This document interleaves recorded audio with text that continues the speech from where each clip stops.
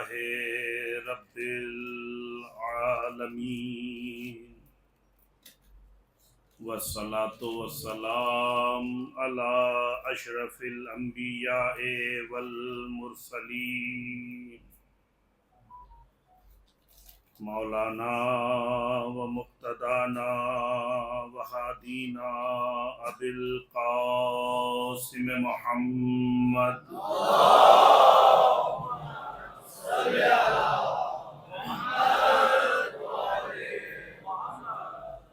وعلى آله الطيبين الطاهرين المعصومين المنتخبين المنتجبين ولعنة الله على أعدائهم أجمعين من الآن إلى قيام يوم الدين أما بعد فقد قال الله تبارك وتعالى في القرآن الكريم بسم الله الرحمن الرحيم انما وليكم الله ورسوله والذين آمنوا الذين يقيمون الصلاة ويؤتون الزكاة وهم راكعون صلوات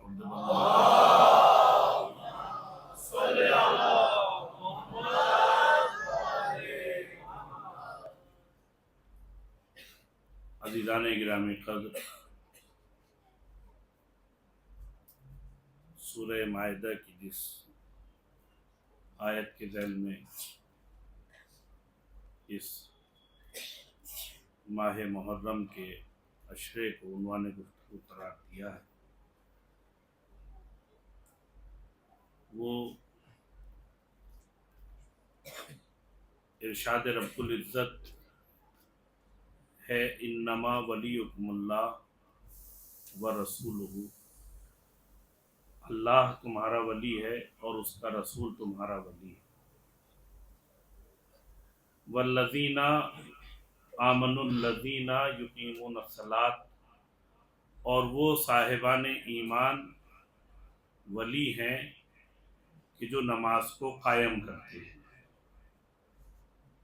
وَيُؤْتُونَ الزَّكَاةَ، اور زکوٰۃ دیتے ہیں حالت رکوع میں۔ عزیزان گرامی، میں نے اس عشرِ محرم کا جو عنوان اپنی تقاریر کا جو موضوع قرار دیا ہے وہ ہے ضرورت ولایت۔ انسان کی زندگی کے لیے ولایت کی ضرورت کیوں ہے، اور صرف ولایت کی ضرورت انسان کی زندگی تک ہی ہے یا زندگی کے بعد بھی ہے؟ میں نے کل ایک مثال کے ذریعے آپ کے سامنے عرض کیا تھا کہ جب ہم کسی ملک میں زندگی گزارتے ہیں تو اس کے بھی کچھ قوانین ہیں، اور ان قوانین کی رعایت کرنا ہم پر ضروری ہوتا ہے۔ یہ مثال کسی ایک چھوٹے سے ملک کے لیے تو ہو سکتی ہے کہ آپ جس شہر میں جس ملک میں زندگی گزار رہے ہیں وہاں کے کچھ اصول و ضوابط ہیں، اس کے تحت زندگی گزارنا ہے، لیکن عزیزان گرامی جو جیسے اس دنیاوی سلسلے میں ہے ایسا نہیں ہے، اس لیے کہ کوئی بھی پاسپورٹ اگر ہوتا ہے تو وہ ایک ملک کا ہوتا ہے، غور فرمائیں، ایک ملک کا ہوتا ہے، لیکن چونکہ اس کے ملک کی سرحدیں ہی نہیں ہیں تو اس کا مطلب یہ ہے کہ ہم جس ملک میں زندگی گزار رہے ہیں، ہمارا وطن عزیز ہندوستان، اس ملک کے کچھ قوانین ہیں، کچھ دستور ہیں، اور ہم جب اس ملک میں رہیں گے تو ہمیں ان قوانین کا پالن کرنا، ان پر عمل کرنا ضروری ہوگا۔ मगर हर हुकूमत के कुछ दस्तूर होते हैं, कुछ कवानीन होते हैं। मिसाल के तौर पर थोड़ा इको कम कीजिए, इसका थोड़ा सा कम कर दें। सलवात पढ़े पर मोहम्मद वाले।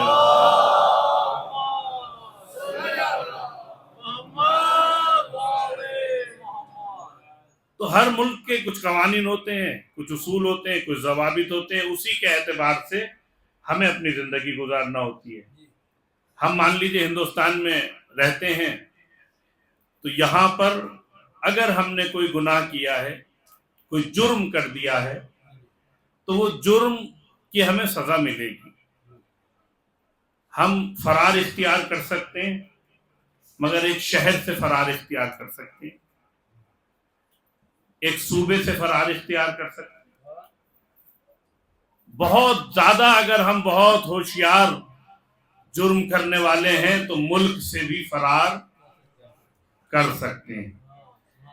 तो आप बच सकते हैं, कहीं ना कहीं भागने का सिलसिला है। इसीलिए हुकूमतें जब कानून बनाती हैं तो जुर्म साबित होते ही फौरन सजा का सिलसिला कायम किया जाता है। आप हजरात पूरी तरह मुतवज्जे हैं, फौरन सजा का सिलसिला कायम किया जाता है कि भाई जुर्म साबित हो गया, फौरन सजा दे दी जाए। ये हुकूमतें क्यों फौरन सजा देती हैं? ताकि मुजरिम फरार इख्तियार ना कर जाए, ताकि मुजरिम फरार ना इख्तियार कर जाए, भाग ना जाए। आप गुनाह करते हैं किसी मुल्क में, किसी शहर में, किसी सूबे में, हुकूमत और पुलिस का काम ये होता है कि इसे फौरी से फौरी गिरफ्तार करके इसको इस काम की सजा दे दी जाए। क्यों?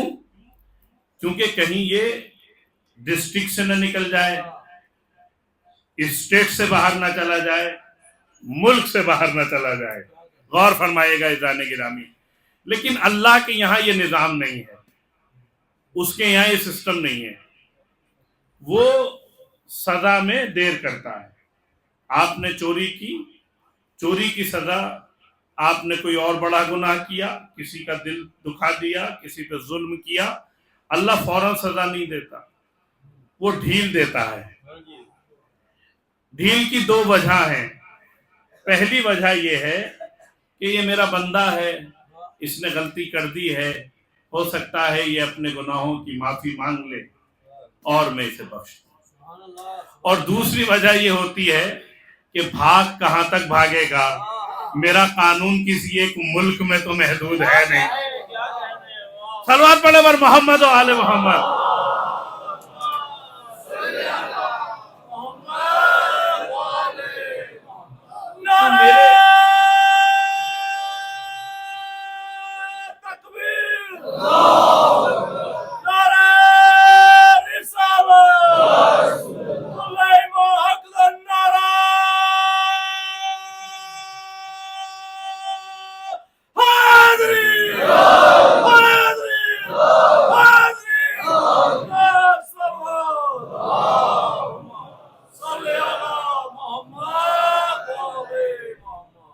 मेरी हुदूद से तो फरार इख्तियार नहीं कर सकता।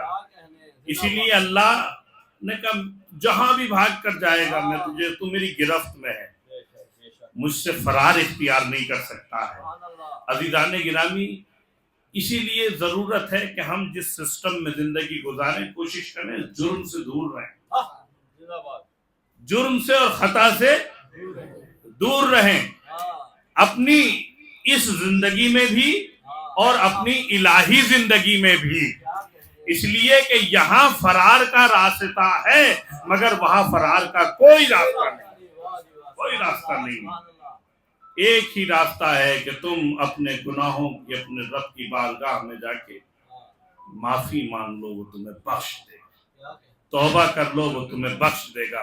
अज़ीज़ान गिरामी, अल्लाह ने निजाम कायम किया है और विलायत उसी निजाम में से एक निजाम का नाम है कि जब हम जिंदगी गुजारते हैं तो अल्लाह ने हमें एक दस्तूर दिया है, एक कानून दिया है, एक सिस्टम दिया है कि तुम्हें लोगों के साथ कैसी जिंदगी गुजारनी है, तुम्हें अपने खानवादे में कैसी जिंदगी गुजारनी है, एक भाई को भाई के साथ कैसे रहना है, ایک محلے والوں کے ساتھ کیسے زندگی گزارنی ہے، اپنے پڑوس میں کیسی زندگی گزارنی ہے، اپنے شہر میں کیسی زندگی گزارنی ہے، اس لیے کہ ہم جن کے چاہنے والے ہیں، جو مالک ولایت ہیں، جو سید الاولیاء ہے، جو سید الاوصیاء ہے، ان کا دستور زندگی یہ رہا، غور فرمائے جانے گرامی، ان کا دستور زندگی یہ رہا، ان کا دستور حیات یہ رہا کہ انہوں نے جس معاشرے میں زندگی گزاری، انہوں نے جس سماج میں زندگی گزاری، اس سماج میں ایسی زندگی گزاری کہ جب لوگ انہیں دیکھا کرتے تھے تو یہ کہتے ہوئے نظر آتے تھے، اللہ اکبر، مخلوق ایسی ہے تو خالق کیسا ہوگا، کہ مخلوق ایسی ہے تو خالق کیسا ہوگا۔ سرکار ختمی مرتبت جب مدینے اور مکے کی شاہراہوں سے گزرتے تھے تو لوگ انگوش بدندہ ہو جاتے تھے اور یہ کہتے ہوئے نظر آتے تھے، جب صنعت ایسی ہے تو بنانے والا کیسا ہوگا۔ جن کو تم مشعل راہ سمجھتے ہو، جو تمہارے لیے نمونے عمل ہیں، جو تمہارا آئیڈیل ہے، ان کی زندگی ایسی ہے کہ انہیں دیکھ کر خالق کا پتہ چلتا ہے۔ غور فرمائے جانے گرامی، انہیں دیکھا جاتا ہے تو خالق کا اندازہ کیا جاتا ہے۔ جب یہ اتنے اچھے ہیں تو وہ خالق کائنات کتنا حسین ہوگا، کتنا پیارا ہوگا۔ تو ذرا سوچو، جنہیں تم چاہتے ہو، جنہیں تم مانتے ہو، جن کی ولایت کا قصیدہ پڑھتے ہو، جن کی امامت کا دم بھرتے ہو، جن کا ذکر کرتے ہو تو فخر ہوتا ہے، ان کے لیے ان کی گزاری ہوئی زندگی ہمارے لیے کتنے پیغام دیتی ہوئی نظر آتی ہے۔ ایک ایک فرد کی میں توجہ چاہتا ہوں اس منزل پر، ان کی گزاری ہوئی زندگی ہمارے لیے کیسے کیسے پیغام دیتی ہوئی نظر آتی ہے۔ انہوں نے بھی ایسی ہی زندگی گزاری ہے، انہیں دیکھا گیا ہے تو کہا گیا جب مخلوق ایسی ہے تو خالق کیسا ہوگا۔ تو کیا وہ ہم سے بھی کچھ چاہتے ہیں؟ ان کا ہم سے بھی کوئی مطالبہ ہے؟ ہاں عزیزان گرامی، ہم سے بھی مطالبہ ہے۔ غور فرمائیے گا، ہم سے بھی مطالبہ ہے۔ ہم سے مطالبہ یہ ہے کہ جب تمہیں دیکھا جائے تو دنیا کہہ اٹھے۔ ایک جملہ عرض کرنا چاہتا ہوں اس منزل پر، پوری بیداری کے ساتھ سماعت فرمائیے گا۔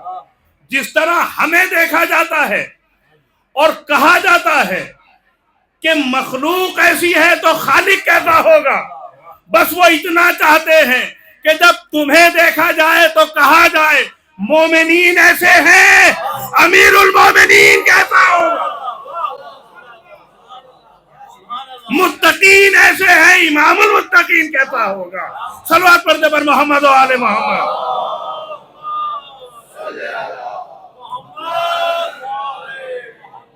تمہارے سجدوں کو دیکھا جائے، تمہاری عبادتوں کو دیکھا جائے تو یہ آواز آئے ساجدین ایسے ہیں، سید الساجدین کا کیا عالم ہوگا، عابدین ایسے ہیں تو زین العابدین کا کیا منزلت و مرتبہ ہوگا۔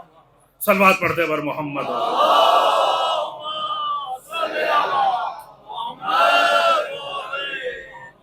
اس لیے کہ انہیں نمونہ عمل بنا کے بھیجا گیا، انہی کی سیرت ہمارے لیے نمونہ عمل ہے، ان کی زندگی ہمارے لیے آئیڈیل ہے، ان کے نقش قدم پہ چلتے ہوئے ہم اپنی زندگی گزارتے ہیں۔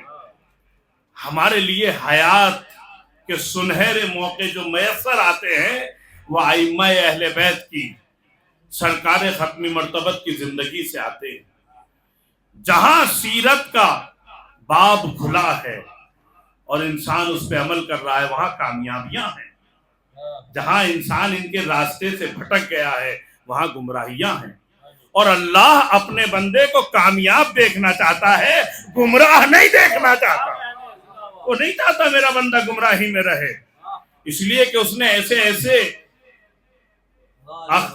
بھیجے ہیں اپنے نمائندے بنا کر کہ جنہیں خود پروردگار کہتا ہے کہ کنت کنزا مخفیہ، میں تو ایک چھپا ہوا خزانہ تھا، جب میں نے چاہا کہ میں پہچانا جاؤں فخلقت الخلق، تو میں نے خلق کو پیدا کیا، اور یہ کوئی اور نہیں تھا، یہ وہی ذوات مقدسہ تھی جو خود کہتی ہوئی نظر آتی ہیں लौलाक लमा खलक़तुल अफ़लाक, अगर परवरदिगार की ज़बान है, अगर मुझे तुम्हें पैदा करना ना होता तो मैं ये कायनात ही नहीं बनाता, मैं इस कायनात को पैदा नहीं करता। अगर मुझे तुम्हें पैदा करना मकसूद ना होता, ये जो कायनात की रौनकें आपको नजर आती हैं, ये जो आपको कौसर सलसबील, ये चरिंद, ये परिंद, ये लहलहाते हुए दरख्त, ये दरिया, ये बहता हुआ पानी, ये चलती हुई हवाएं, ये सर्द शादाब नजारे, ये कायनात का वजूद, ये कुछ नहीं होता, कुछ नहीं होता अगर सरकार खत्मी मर्तबत की जाते वाला सिफात को पैदा करना मकसूद ना होगा। लौलाक लमा खलक़तुल अफ़लाक, अगर तुम्हें पैदा करना मकसद ना होता तो अल्लाह ने कहा कुन तो कंज़म मख्फिया, मैं एक ऐसी छुपी हुई ताकत था, खजाना था, अब मैंने चाहा कि मैं पहचाना जाऊं। ये हदीस कुदसी है, लौलाक लमा खलक़तुल अफ़लाक, ये भी हदीस कुदसी है। कुन तो कंज़म मख्फिया, मैं तो छुपा हुआ खजाना था, जब मैंने चाहा कि मैं पहचाना जाऊं तो फ़ख़लक़तुल ख़ल्क़, मैंने जिस खल्क़ को पैदा किया उसे मोहम्मद कहा जाता है। गौर करना है जाने गिरा, मोहम्मद कहा जाता है। मैं कहूंगा परवरदिगार तू तो मालिक कुन फयकून है, तू चाहता कि मखलूक तुझे पहचाने तो खुद ब खुद लोगों के जहनों में तेरी मारिफत उतर जाती, बस तेरा तो इरादा ही तकवीनी है, वो काफी होता। लेकिन तूने ये जरिया क्यों बनाया, ये जरिया क्यों बनाया? कुन तो कंज़म मख्फिया, मैं छुपा हुआ खजाना था, मैंने चाहा कि मैं पहचाना जाऊं तो मैंने इन्हें पैदा किया। अज़ीज़ाने गिरामी, अल्लाह जानता था कि हमारी फिक्रों की वुसअतें कितनी हैं, उसकी मारिफत हम तक डायरेक्ट कैसे पहुंच सकती थी, उसने एक निज़ाम कायम किया, इन्हें पैदा किया। जिस तरह आप जब अब स्कूल में जाते हैं अपने बच्चे को पहुंचाने के लिए और वो पहली क्लास में होता है और उससे भी पहली क्लास में होता है, तो वहां पर बच्चे को कुछ चीजें समझाने के लिए कुछ चीजों का सहारा लिया जाता है। गौर फरमाएं, कुछ चीजों को समझाने और बताने के लिए कुछ दूसरी चीजों का सहारा लिया जाता है ताकि ये बच्चा उसे समझ जाए। मिसाल के तौर पर अगर ए समझाना है तो उसके लिए उसके सामने एक सेब बना दिया जाता है ताकि वो एप्पल तक अगर उसे पहुंचना है, ए फॉर एप्पल, तो वो सेब को देखे और उसके जहन में ए नक्श जाए। गौर फरमाने, तो ये इसलिए समझाया जाता है। अलिफ समझाना है तो उसके सामने अनार बना दिया जाता है, अलिफ से अनार। तो अल्लाह जानता था कि इनकी वुसअत फिक्री तो इतनी है नहीं कि ये डायरेक्ट मेरी मारिफत के उस खजाने को अपने सीने पे बर्दाश्त कर सकें। उसने जरिया बनाया। जिस तरह स्कूल में टीचर और एजुकेशन बोर्ड जरिया बनाता है कि ये बच्चा पहले दिन नहीं समझेगा कि ए क्या है, इसे सेब के जरिए बताया जाता है कि ए क्या है और एप्पल क्या है। इसी तरह अल्लाह ने एक मखलूक को पैदा किया, कहा तुम उसे देखते जाना, मुझे पहचानते चले जाना। ये मोहम्मद है, मैं महमूद हूँ, ये अली है, मैं आला हूँ, ये फातिमा है, मैं फातिरुस समावात हूँ, ये हसन है, मैं महसिन हूँ, ये हुसैन है, मैं कदीमुल एहसान हूँ।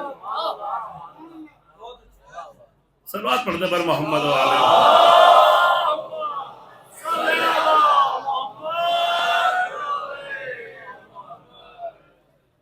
मुतवज्जे हैं आप हजरत? तो जरा एक जीती जागती सलवात पढ़ें ताकि महसूस हो जाए कि आप जाग रहे हैं।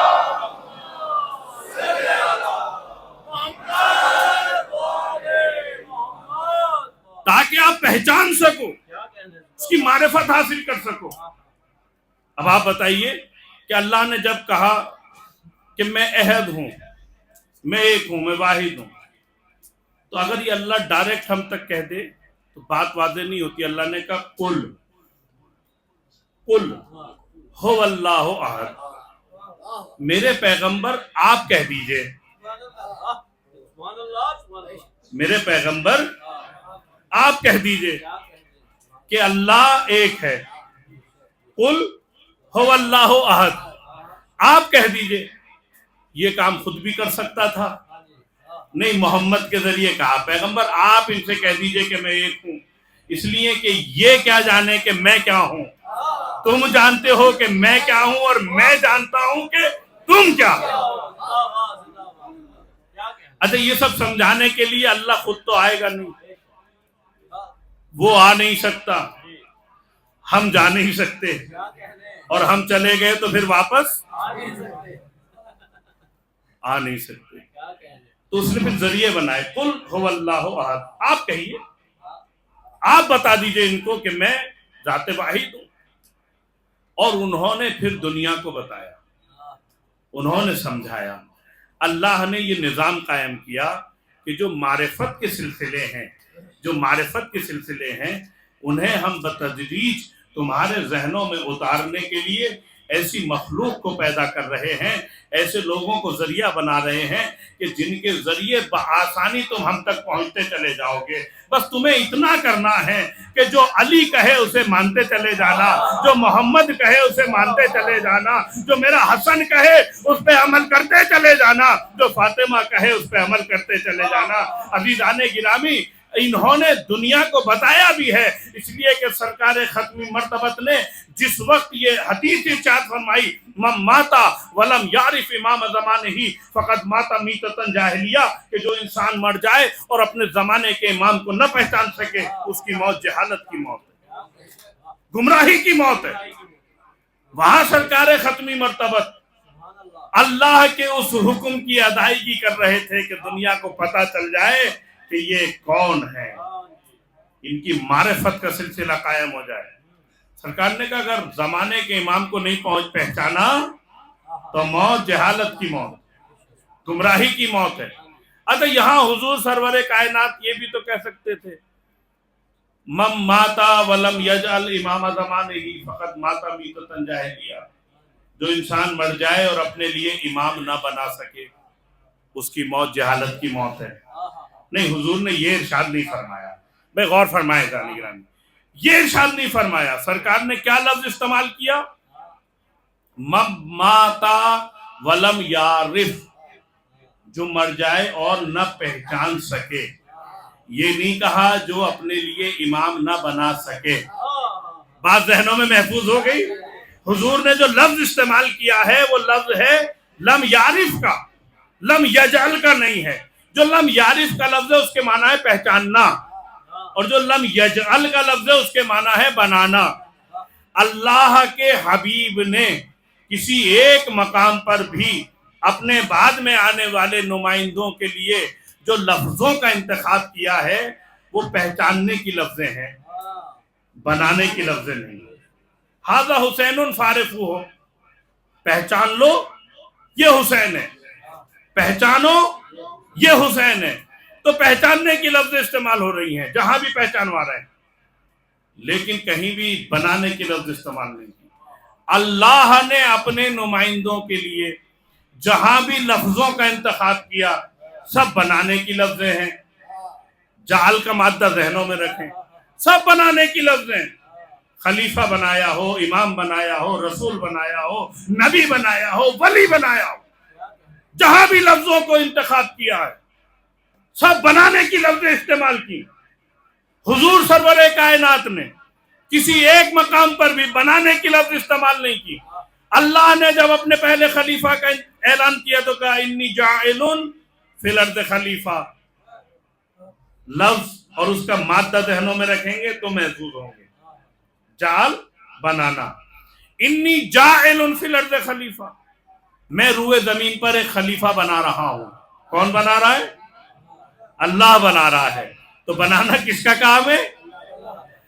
قال انی جاعلک للناس اماما، اے ابراہیم میں نے تمہیں لوگوں کا امام بنا دیا۔ قال انی جاعلک للناس اماما انی عبد اللہ آتانی الکتاب وجعلنی نبیا، میں اللہ کا بندہ ہوں، اس نے مجھے کتاب دے کر بھیجا ہے، وجعلنی نبیا، اور مجھے نبی بنا کے بھیجا ہے. یہ کون بیان کر رہا ہے؟ جناب عیسیٰ. انی عبداللہ، میں اللہ کا بندہ ہوں. اس نے مجھے وجعلنی نبیہ، اس نے مجھے نبی بنا کے بھیجا ہے. یہ بچپنا ابھی گہوارے میں ہے. اب یہ جو مسئلہ سامنے آتا ہے نا کہ نبی کب بنتا ہے، تو یہ یہاں سے بھی واضح ہو جاتا ہے. گہوارے میں عیسیٰ کہہ رہے ہیں وجعلنی نبیہ، اس نے مجھے نبی بنا کے بھیجا ہے. تو پتہ یہ چلا نبی یہاں آ کے نہیں بنتا، وہاں سے بن کے آتا ہے. انی عبداللہ آتانی الکتاب وجعلنی نبیہ، اور اس نے مجھے نبی بنا کے بھیجا ہے. لا تخافی ولا تحزنی انا رادوہ الیک وجاعلوہ من المرسلین. اے مادر موسیٰ، آپ ڈریں نہیں، خوف اختیار نہ کریں. انی رادوہ الیک، ہم موسیٰ کو تمہاری طرف پلٹا دیں گے. وَجَاعِلُوهُ مِنَ الْمُرْسَلِينَ، اور رسول بنا کے پلٹائیں گے. رسول بنا کے پلٹائیں گے. میں نے آپ کے سامنے ایک خلیفہ کی مثال پیش کی، اللہ نے کہا میں بناتا ہوں. ایک امام کی مثال پیش کی، قَالَ إِنِّي جَاعِلُكَ لِلنَّاسِ إِمَامًا. ایک نبی کی مثال پیش کی، ایک رسول کی مثال پیش کی. کہ بنانا، جہاں بھی لفظ استعمال کر رہا ہے پروردگار بنانے کے لیے جعل کے مادے کی لفظ ہے، اور سب اللہ نے استعمال کیے. رسول اللہ نے کسی ایک مقام پر بھی بنانے کی لفظ استعمال نہیں کی. اللہ نے جہاں بھی لفظ استعمال کی، انی جاعل فی الارض خلیفہ، قال انی جاعلک للناس اماما، انی عبداللہ آتانی الکتاب وجعلنی نبیہ، لا تخافی ولا تحزنی انا رادوہ الیک وجاعلوہ من المرسلین، اور ہم موسیٰ کو رسول بنا کے تمہاری طرف پلٹا دیں گے. سرور کائنات کا کسی ایک مقام پر بھی، غور فرمائیے گا عزیزان گرامی، کسی ایک مقام پر بھی بنانے کی لفظ کو استعمال نہ کرنا اور ہر جگہ پہچاننے کی لفظ کو استعمال کرنا، یہ بتا رہا ہے کہ بنانے کا اختیار رسول کو بھی نہیں ہے. صلوات کر دے بر محمد و آل محمد.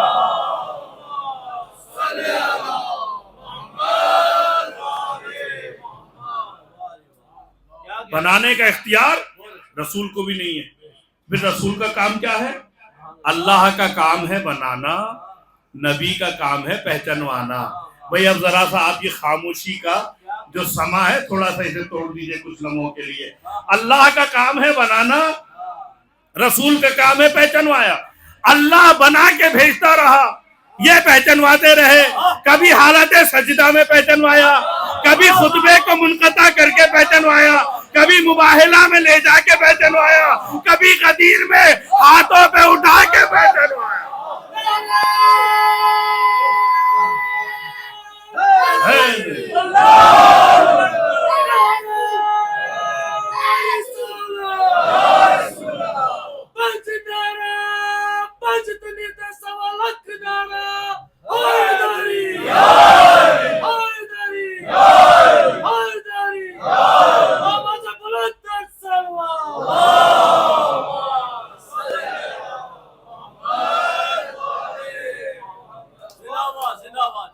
یہ بنا کے بھیجتا رہا، یہ پہچانواتے رہے. ان کا کام پہچانوانا تھا، بتانا تھا پہچانو یہ حسین ہے. مسجد صحابیوں سے بھری ہوئی ہے، چھلکتا ہوا مجمع. نواسہ مسجد میں داخل ہوا، ابا کے دامن میں پیر الجھا. ابھی گرا ہی چاہتے ہیں کہ رسول کھڑے ہوئے خطبہ ارشاد فرما رہے ہیں. ایک مرتبہ خطبے کو روکا اور دوڑ کے نواسے کی طرف آگے بڑھے، اور اس سے پہلے کہ گرے حسین کو اٹھا لیا. کتنی بڑی مسجد تھی، کتنے بڑے صحابہ تھے، کتنے سارے چاہنے والے تھے، نمازیوں سے بھری ہوئی مسجد.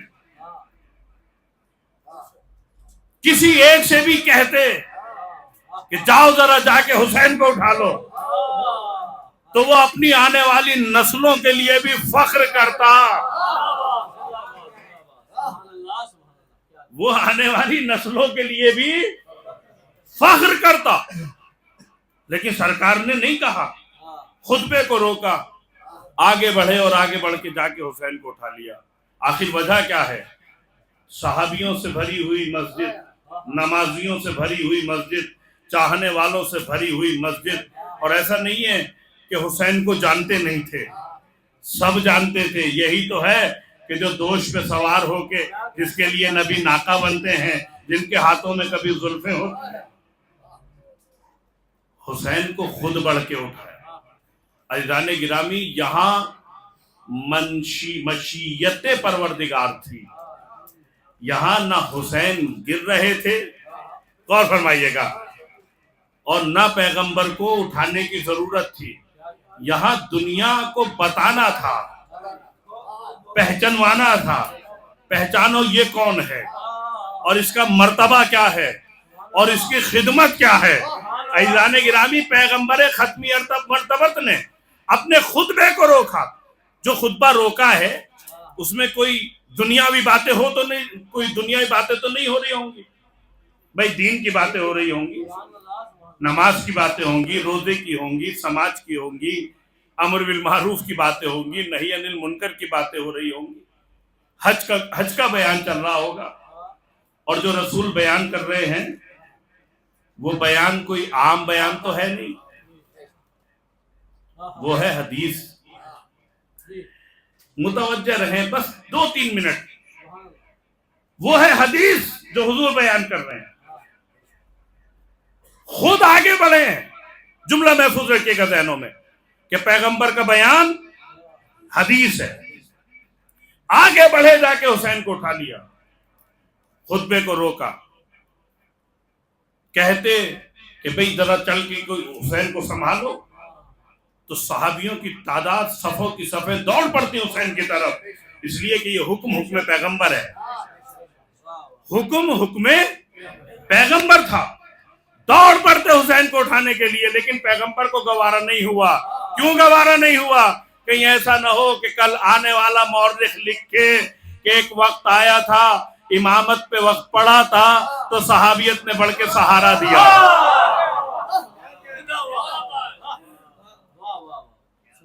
खुद आगे बढ़े, जाके उठाया। इमामत पे वक्त पड़ा है तो रिसालत आगे बढ़ी है। भाई जुमला महफूज रखे जहनों में, इमामत पे वक्त पड़ रहा है तो रिसालत आगे बढ़ी है। का दुनिया को ताकि पता चल जाए ये रिसालत और इमामत का मामला है।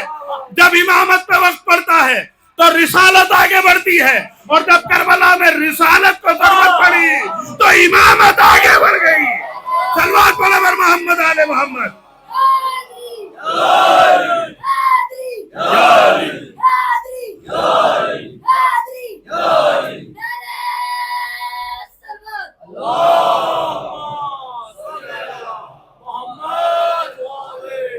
उठाकर लेकर आए जहां खुतबा दे रहे थे उस मकाम पर, और एक मर्तबा फिर खड़े हुए और हुसैन को आगोश में लिया और कहा सबसे मुखातिब होकर, हाजा हुसैनुन फारिफू हो, पहचानो ये हुसैन है, पहचानो ये हुसैन है।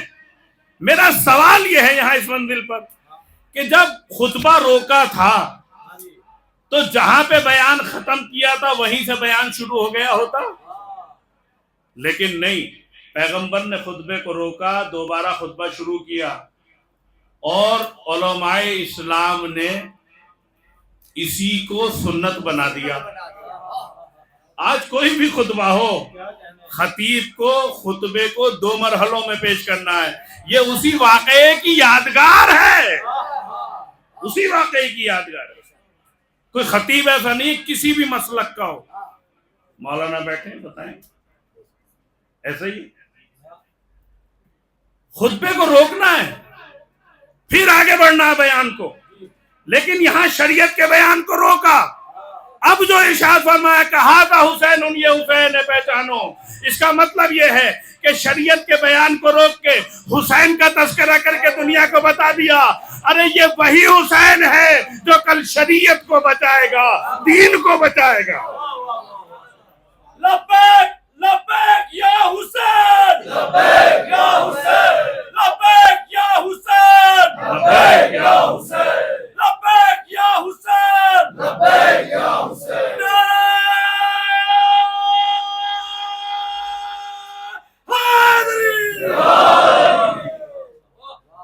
یہی وہ حسین ہے.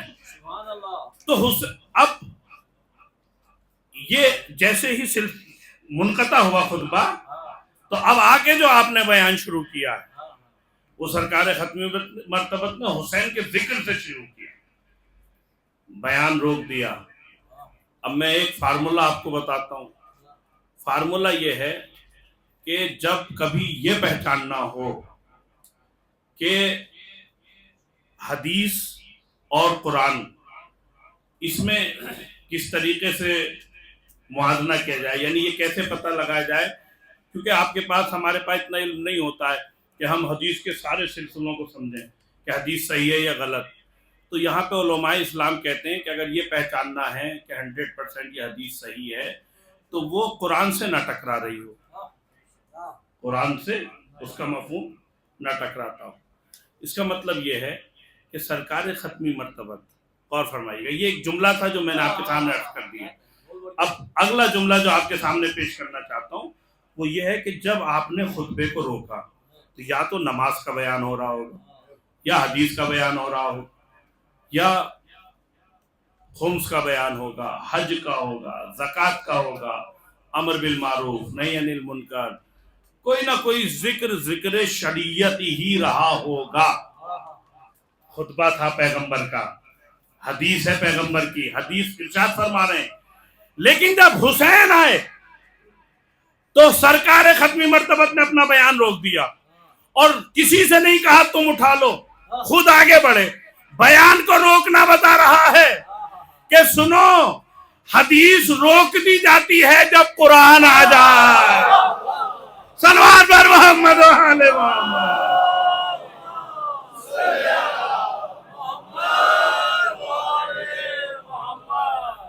جب قرآن آ جاتا ہے تو بیان حدیث کو روک دیا جاتا ہے, پھر وہاں قرآن کا ذکر ہوتا ہے. تو سرکار ختمی مرتبت حسین کا ذکر کرنا شروع کیا. یہ حسین ہے, اسے پہچانو. اور عزیزان گرامی, جسے پہچانوایا اور بتایا کہ یہ میرا نائب ہے, یہ میرا نمائندہ ہے, اللہ نے اسے اختیار بھی دے کے بھیجا. حسین کو کیا اختیار دے کے بھیجا؟ ایک واقعہ ہے, بڑا مشہور واقعہ ہے. اس میں ایک جملہ ہے جو عرض کرنا چاہتا ہوں, ہو سکتا ہے میں نوجوانوں کے لیے اس میں کچھ نیا ہو. واقعہ مشہور یہ ہے کہ راہب تھا, اپنے زمانے کا مشہور آدمی تھا وہ, اور پیغمبر کی خدمت میں حاضر ہوا اور اس نے سرکار ختمی مرتبت کے پاس آنے کے بعد کہا کہ میرے یہاں اولاد نہیں ہے. تو پیغمبر نے کہا کہ تیرے نصیب میں اولاد نہیں. اب یہاں پر یہ واقعہ بڑا مشہور واقعہ, تو نواز سے امام حسین علیہ السلام بھی وہیں موجود تھے. اس نے پیغمبر سے کہا, پیغمبر نے انکار کر دیا. پھر کوئی درخواست کی, پیغمبر نے انکار کر دیا کہ لوح تقدیر میں, لوح محفوظ پہ ہے ہی نہیں, تیری قسمت میں نہیں, تیری قسمت میں اولاد نہیں ہے. پیغمبر نے انکار کر دیا. امام حسین آگے بڑھے, انہوں نے کہا کہ ایک بیٹا. پیغمبر نے پھر انکار کر دیا, کہا 2 بیٹے, پھر 3 بیٹے, 4 بیٹے. اب کبھی کبھی ہوتا کیا, اس واقعے کو ہم ذاکرین اس طرح پڑھتے ہیں, ایسا محسوس ہوتا ہے کہ جیسے نبی تو منع کر رہے ہیں اور حسین دیے چلے جا رہے ہیں. ایسا محسوس ہوتا ہے کہ نبی انکار کر رہے ہیں اور حسین دیتے جاتے ہیں, یعنی انکار نبوت ہے مگر حسین عطا کرے چلے جا رہے ہیں. مسئلہ یہ نہیں ہے کہ نبی نے انکار کیا ہے, مسئلہ یہاں پر یہ ہے کہ دنیا کو حسین کی عظمت بتانا ہے. کوئی متوجہ رہیں, صلوات پڑھیں پر محمد آل محمد.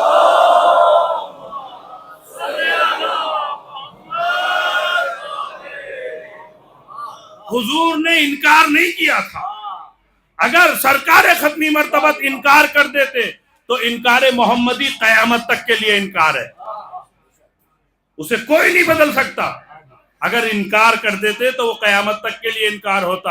اس لیے کہ ان کی زبان سے نکلا ہوا انکار آج بھی انکار کی شکل میں موجود ہے. حسین نے بیعت کے لیے انکار کیا تھا, آج بھی انکار ہے. تو انکار نہیں کیا. پھر واقعہ کیا ہے؟ واقعہ یہ ہے کہ سرکار ختمی مرتبہ دنیا کو بتانا چاہتے ہیں کہ میرا یہ وہ حسین ہے کہ جس کے اختیارات کتنے زیادہ ہیں, میں دنیا کو بتانا چاہتا ہوں. کہا تیرے نصیب میں اولاد نہیں ہے, قسمت میں اولاد نہیں ہے. حسین نے عطا کر دیا, 7 بیٹے راہب کو دیے. سرکار ختمی مرتبہ نے انکار نہیں کیا تھا بلکہ راہب کو اس کی قسمت بتائی. میں غور فرمائے, جملہ کرنا چاہتا ہوں. سرکار نے راہب کو اس کی قسمت بتائی اور دنیا کو حسین کا اختیار بتایا.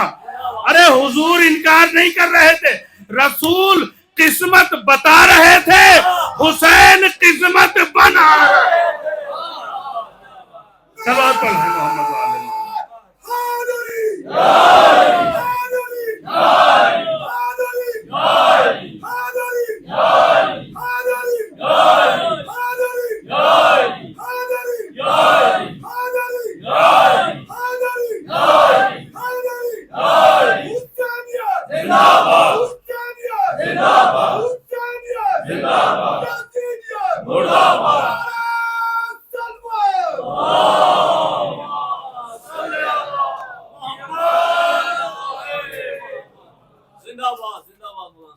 بتا رہے دنیا کو میرے حسین کا اختیار دیکھو کیا ہے, جس کے لیے خطبہ روکا جا رہا ہے.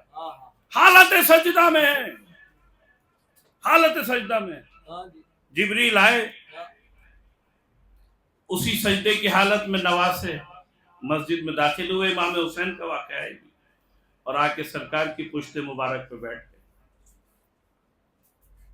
جبریل آئے, آ کے کہا جب تک حسین اپنی مرضی سے نہ اٹھ جائے آپ سجدے کو طول دیتے رہیے. پیغمبر نے سبحان رب الاعلی و بحمدہ, سبحان رب الاعلی و بحمدہ. اب پیچھے بڑی صفیں ہیں, طولانی صفیں, نمازیوں کی بھری ہوئی صفیں. اب لوگ دیکھ رہے ہیں کیا ہو گیا آج, لیکن مجبور ہے, سجدے سے سر اٹھا نہیں سکتے. نبی ہیں کہ طول دیے جا رہے ہیں, طول دیے جا رہے ہیں, طول دیے جا رہے ہیں. ادھر حکم ہے پروردگار کا جب تک حسین اپنی مرضی سے نہ اٹھ جائے آپ کو سر نہیں اٹھانا ہے. ادھر یہ بھری ہوئی صحابیوں کی صفیں ہیں. اب ان سے جب ہو سکتا ہے کسی سے برداشت نہ ہوا ہو اور اس نے تھوڑا سا سر اٹھا کے دیکھا ہو کیا رہا ہے, کہا حسین پشت نبوت پہ سوار ہے. عزیزان گرامی, سجدے کو طول دیا جاتا رہا اس لیے کہ اللہ کے نبی کو بھی دنیا کو بتانا تھا اور دنیا کو بھی سمجھ لینا چاہیے تھا کہ جس کے لیے آج سجدے کو طول دیا جا رہا ہے اسی کا سجدہ ہوگا جو رسالت کو بھی بچا رہا ہوگا, جو نبوت کو بھی بچا رہا ہوگا, جو اللہ کے دین کی بقا کا ضامن بنا ہوگا. وہ ایک سجدہ شبیری, وہ حسین کا ایک سجدہ جس نے نمازوں کی آبرو رکھ لی, وہ حسین کا سجدہ جس نے عبادتوں کو زینت عطا کر دی, وہ حسین کا سجدہ کہ جس سجدے کے بعد آج کائنات کے سجدے روشن ہے, مسجد منور ہے. وہ ایک سجدہ. عزیزان گرامی, وہ سجدہ کتنا اہم تھا, وہ سجدہ اتنا اہم تھا جو حسین نے کربلا کی تپتی زمین پہ کیا ہے کہ اس سجدے کے بعد اسلام کو ایسی زندگی جاویدانی ملی ہے کہ پھر اسلام نے مڑ کے نہیں دیکھا. آج بڑے حالات عجیب و غریب ہیں صاحب, کبھی یہاں اسلام خطرے میں آ جاتا ہے, کبھی وہاں اسلام خطرے میں آ جاتا ہے, اور صاحب اسلام کو بڑا خطرہ ہے, اب اسلام کو بڑا خطرہ ہے. ارے بھائی, اسلام کو خطرہ تھا, ہے نہیں. اسلام کو خطرہ تھا, ہے نہیں. شہادت حسین سے پہلے تک اسلام کو خطرہ تھا, شہادت حسین کے بعد اسلام کو خطرہ نہیں ہے. ہاں, مسلمان خطرے میں ہو سکتا ہے اپنے اعمال کی وجہ سے, اسلام تو ہمیشہ کے لیے خطروں سے محفوظ ہو گیا, اس لیے کہ پھر کسی میں جرأت نہیں ہوئی کہ وہ اسلام کی کسی چیز کو تبدیل کر سکے، اصل و اساس کو بدل سکے۔ اچھا مجھے بتائیے کہ آج کسی بہت بڑے مسلمان میں بھی اتنی طاقت و قوت ہے کہ وہ مغرب کی 3 کو 4 رکعت کر دے،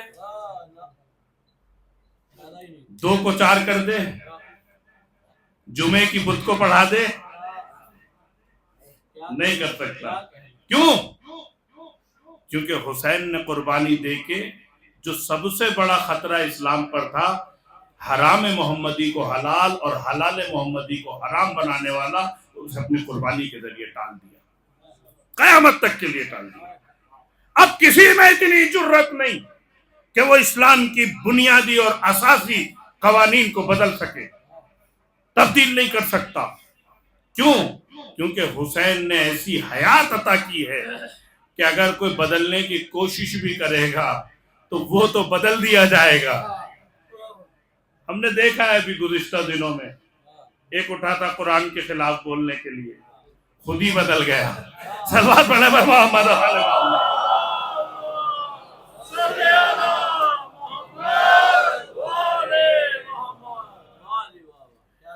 وہ سجدہ شبیری اسلام کے دامن میں، بس اس کے سوا کیا ہے؟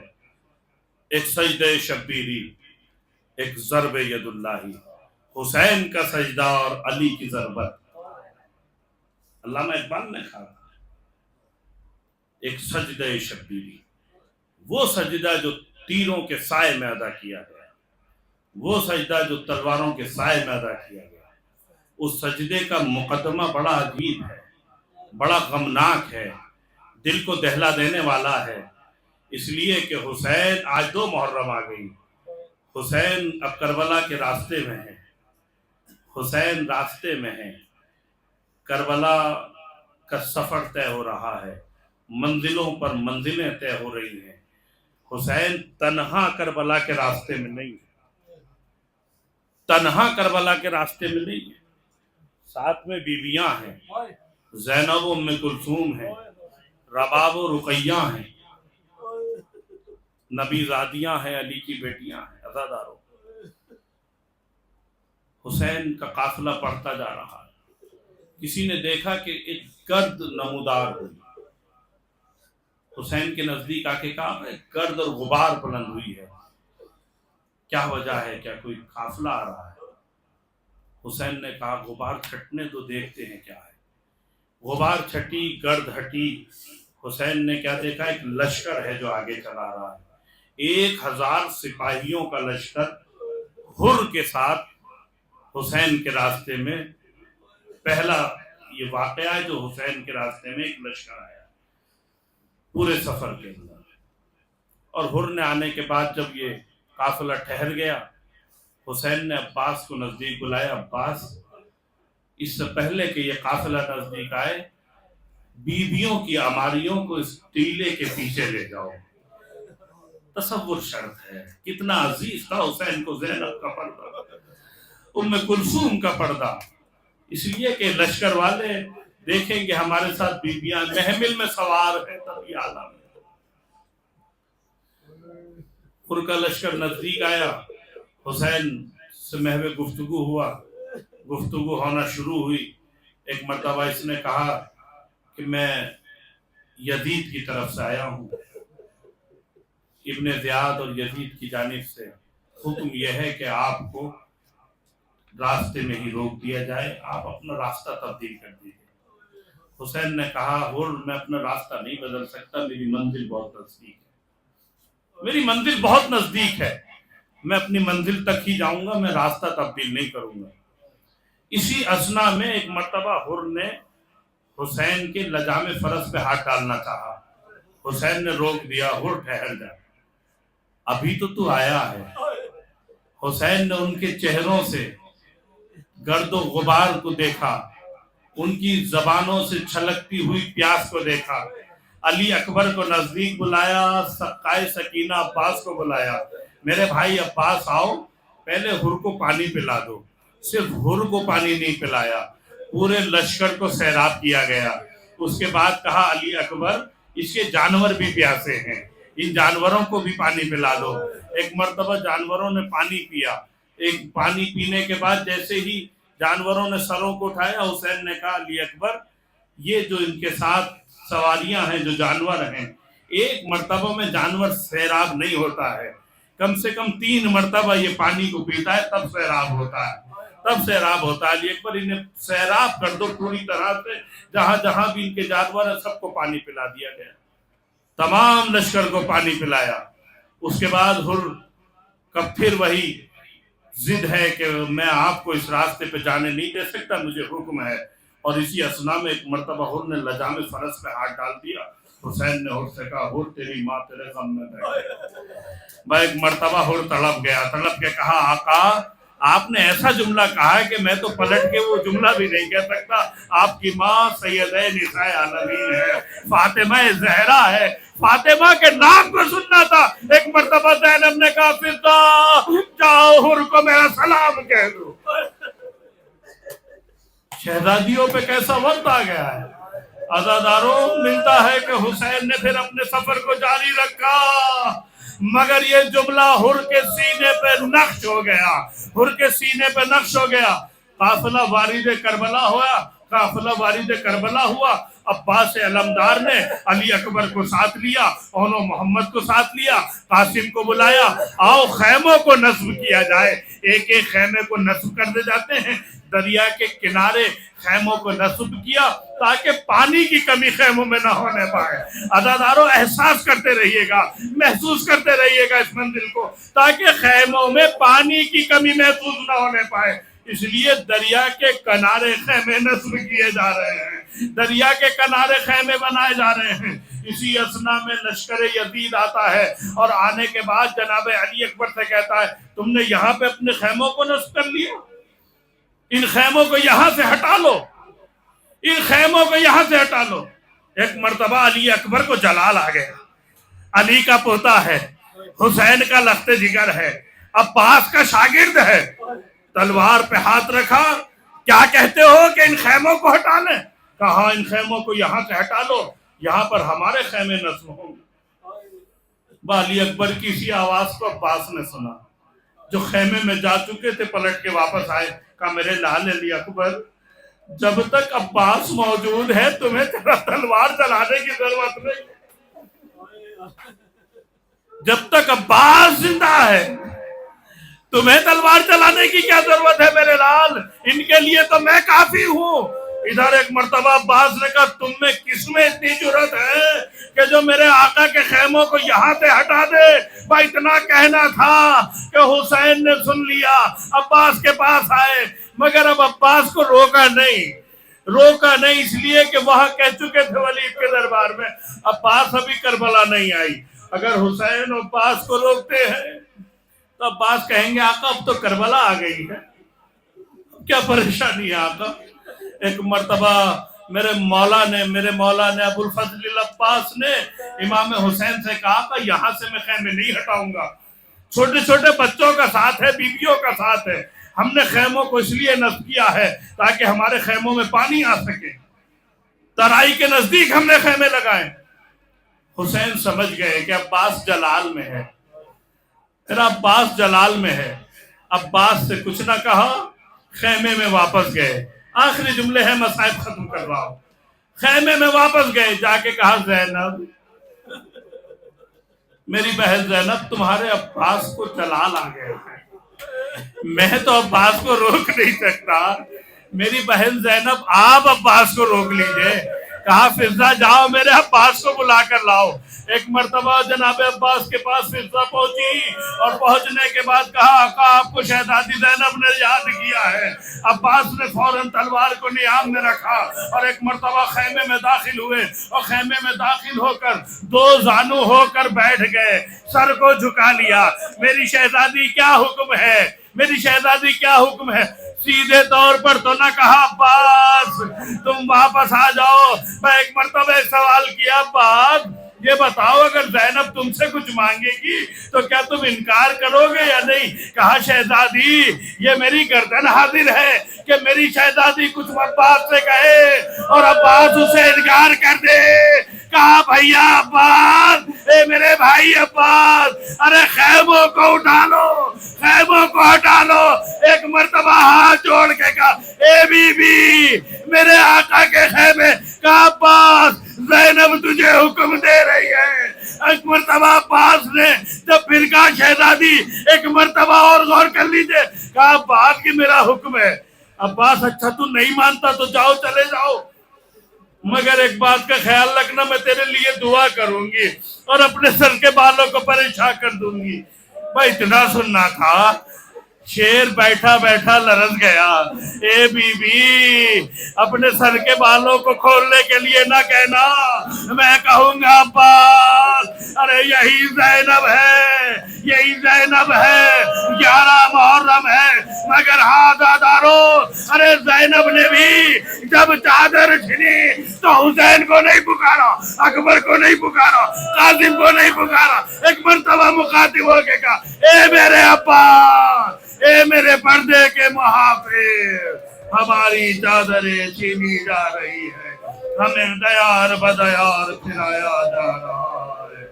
عباس تو نے وعدہ ماتم حسین